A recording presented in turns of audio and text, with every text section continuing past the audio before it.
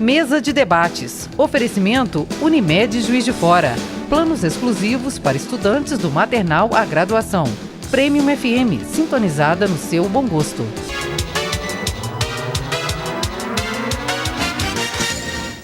Voltamos com a mesa de debates. Tenente Coronel, o senhor estava falando no último bloco sobre o espaço cultural. Onde que ele fica localizado?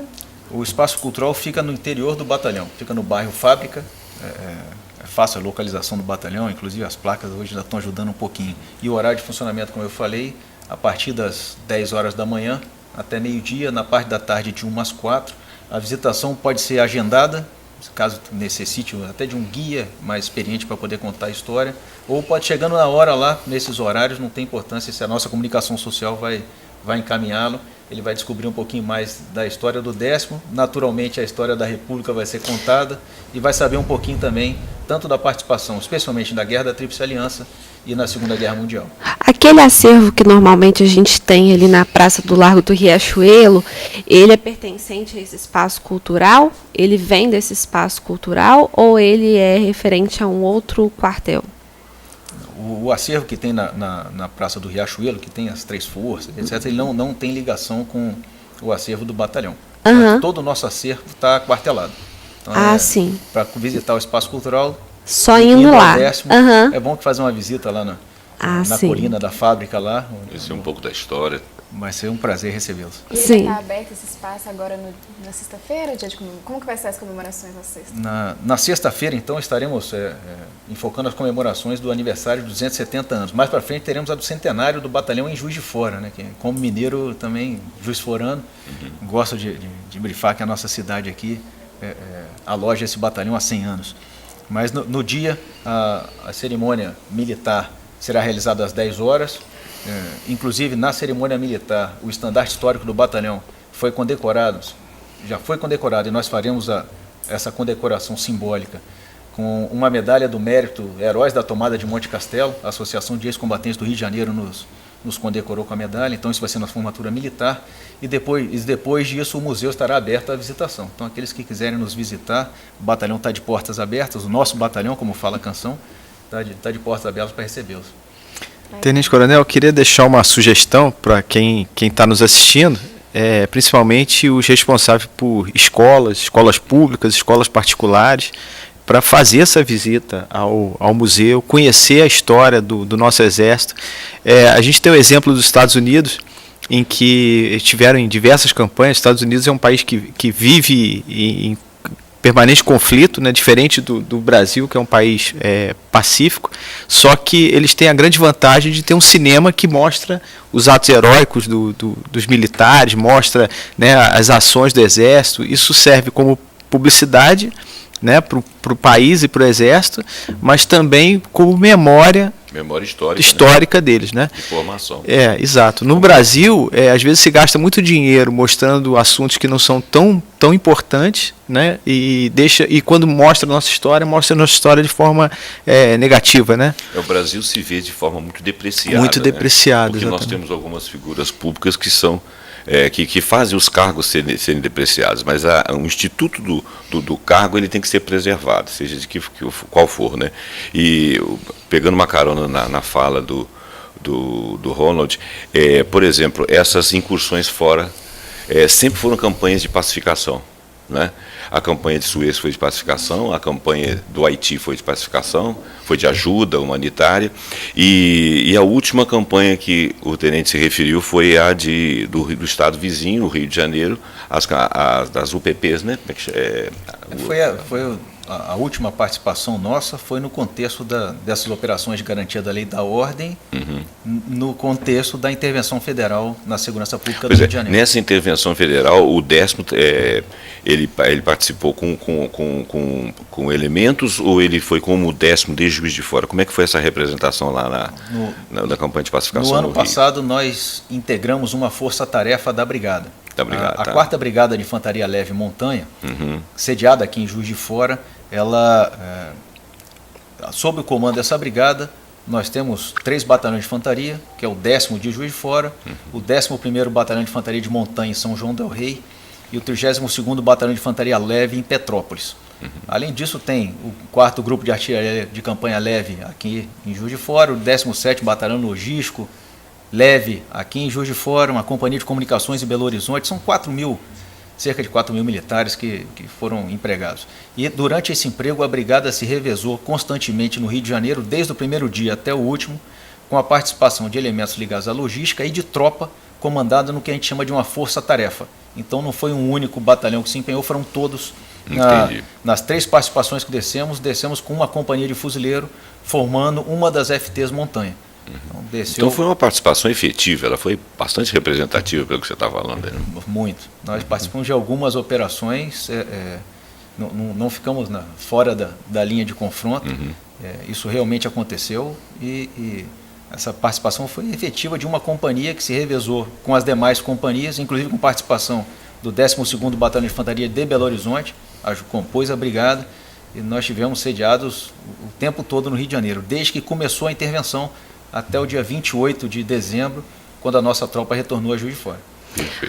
Agora eu penso que, em termos educacionais, né, a gente vive um momento onde é muito importante que as crianças e os adolescentes tenham acesso à história do nosso país e, sobretudo, com esse excesso de informação que a gente está tendo, essas fake news, essas coisas todas, e ter um espaço como esse, onde a criança e o adolescente pode desfrutar da história pessoalmente, dos fatos, conhecer isso com os professores, as escolas, é muito bacana, é muito importante que a escola pudesse tomar a iniciativa de levar os adolescentes a esses espaços para criar neles um senso crítico, né, de discernir ali, essa é a história do meu país, esse é o meu posicionamento, que isso saia um pouco do viés puramente virtual e isso vá para a experiência, né? De fato. Você me permite defender as escolas? Algumas escolas vão lá no batalhão, sim. Existe isso daí, já não é uma... Privadas e públicas? Privadas e públicas, com as duas.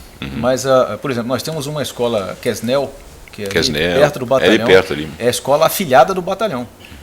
Isso daí, esse convênio com a escola já acontece, os alunos do 8º ou 9º ano, se eu não me engano, 9º ano, logicamente que tem afinidade com o tema que está sendo tratado, quando está estudando história do Brasil, essa vida republicana, quando vai lá eles têm a chance de ter uma história a céu aberto, ver de verdade, no batalhão essas nuances, etc, são várias. Tem um paredão Capitão Evaristo. Quem é o Capitão Evaristo? Um ex-febiano que combateu, etc, leva o nome, não aparece. Tem uma sala de instrução, Sargento Osmar Cortes Claro, primeiro sargento de Juiz de Fora, falecido na Força Expedicionária. Então o culto a essas tradições no 10º é o tempo todo.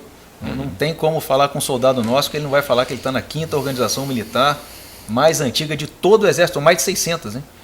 De fortes, coloca todos eles. A 5ª Organização Militar mais antiga do Brasil é o 10º. Então as escolas, algumas vão, e a gente está aberto para mais. Dentro da necessidade, se puderem, vai ser um prazer também recebê-los. Participaram de formaturas, visitaram o museu, conheceram o batalhão. Não tem as portas, como eu falei, do batalhão estão abertas, mas já vinha acontecendo. Isso é bom, que bom. Vocês têm algum site, um site mesmo que as pessoas possam, que você possa informar, que as pessoas possam visitar lá e conhecer um pouco mais?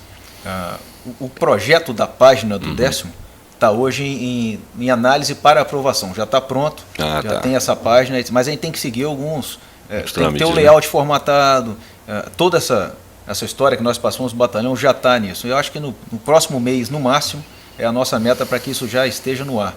Mas hoje ainda está em fase de aprovação. Tem a 4ª Brigada de Infantaria Leve de Montanha, tem sua página, buscando a 4ª Brigada vai achar. 4ª Brigada de Infantaria já tem a sua página. Tem. E hoje o 10º tem um perfil no Facebook. 10º Bill numeral 10 numeral Bill, está lá o 10º Bill que passa isso. Mas nós estamos migrando por diretrizes.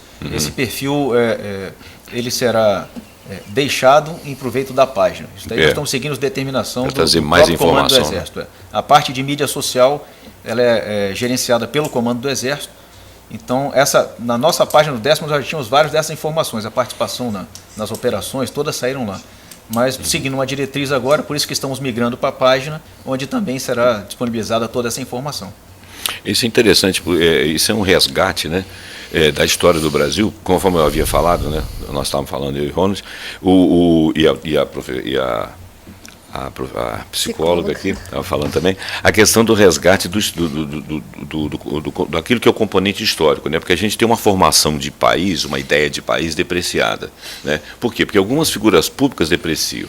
Elas não honram os seus cargos, mas os cargos em si já tiveram figuras expoentes. Nós tivemos grandes juristas, tivemos embaixadores aí que fizeram muita coisa, tivemos o Itamaraty, reconhecido internacionalmente como uma instância de boas negociações. O Brasil sempre teve intervenções externas, tanto na diplomacia quanto na área militar, sempre foi pacifista, né? E porque a gente está com uma história conturbada agora, nesses últimos anos, por questões relevantes, mas que não configuram toda a história do Brasil, a gente fica com uma visão ruim do Brasil.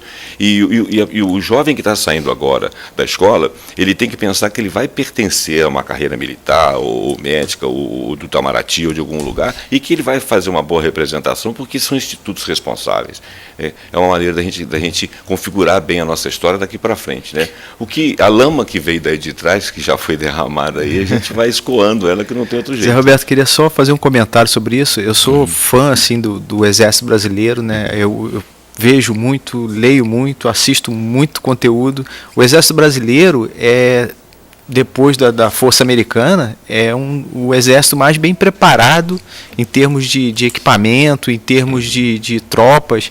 A nossa tropa, por exemplo, um intercâmbio muito grande com os exato, a nossa tropa de floresta é exemplo no mundo inteiro, é admirada no mundo inteiro.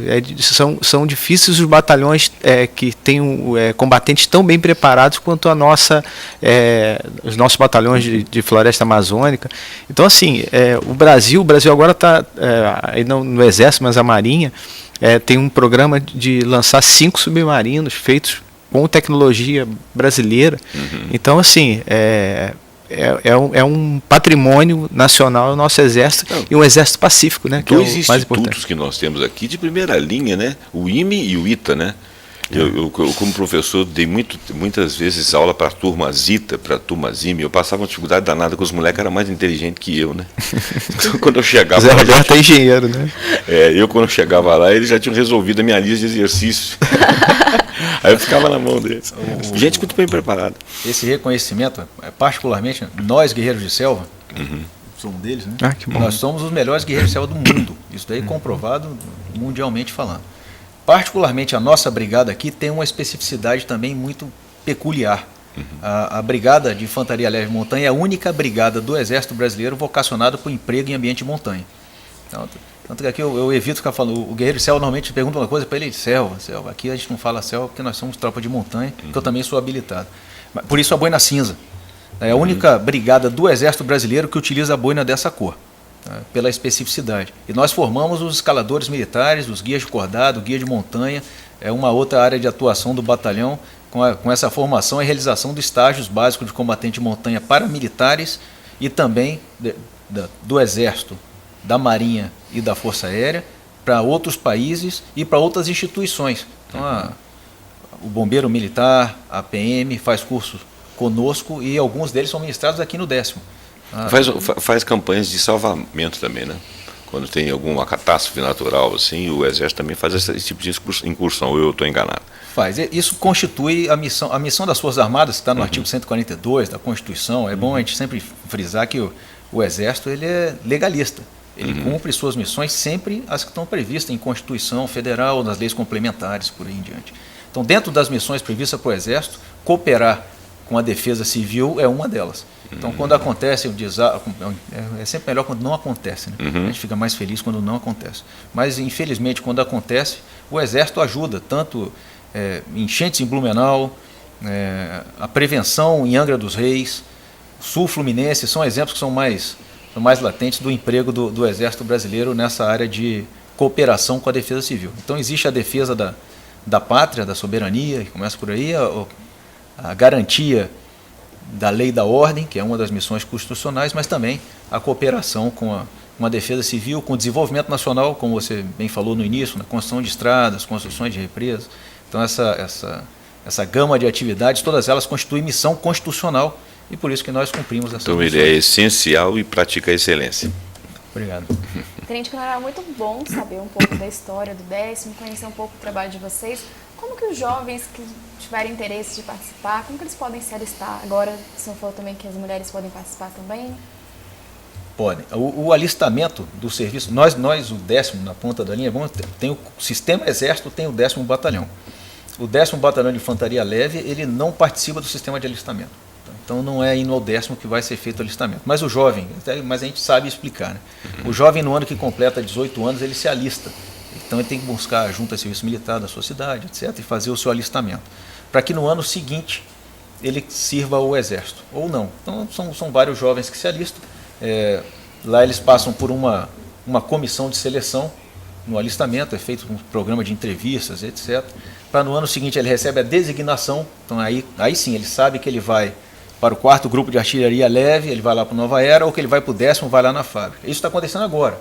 Nós temos os conscritos, como é o nome tecnicamente falando, que estão lá se apresentando, passando pela seleção complementar, para ver aqueles que realmente vão servir conosco e aqueles que não vão. De vez em quando o pessoal tem uma ideia equivocada desse período, ou passa um pouco de medo para os conscritos, que eles vão chegar, mas pode visitar lá agora o 10º. Não tem nenhum soldado em pé no sol, estão todos sentados corretamente na sua antes de eu chegar lá, pode ir lá, tira o meu telefone.